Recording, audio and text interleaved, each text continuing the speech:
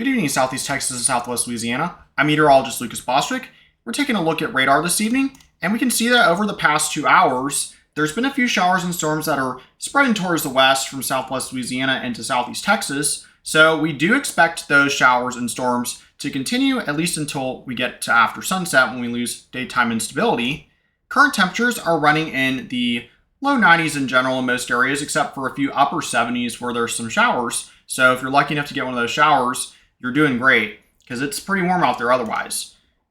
Satellite radar over the past 3 hours in a regional view shows that we've had a few showers and storms kind of develop from around just west of Lake Charles up to nearly around the Monroe area, and out to our east there's been some showers there as well.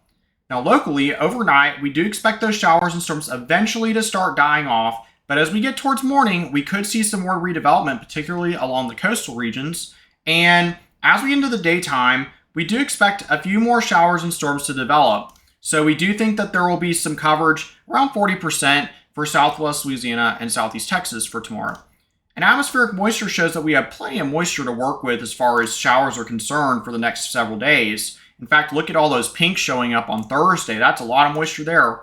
And then as we get into the weekend, we do expect those moisture levels to stay pretty high. So rain chances are not going to be going away anytime soon in our forecast.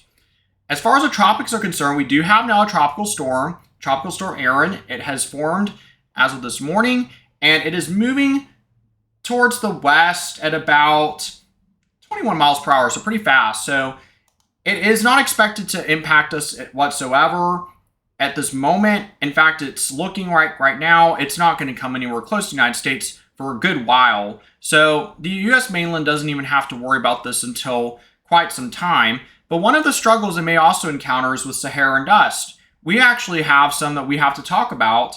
And as we can see, the low pressure system, that's where it's highlighted for Erin, is getting wrapped up in the dust. So that may actually cause a bit of limitation for strengthening later on, but we'll see how much that plays a role. But locally here in Southeast Texas and Southwest Louisiana, we may actually get some dust as well coming up this weekend. We'll see how much comes in though, but there may be a little bit that we have to deal with. So you might notice that the sky's getting a little bit hazy over the weekend.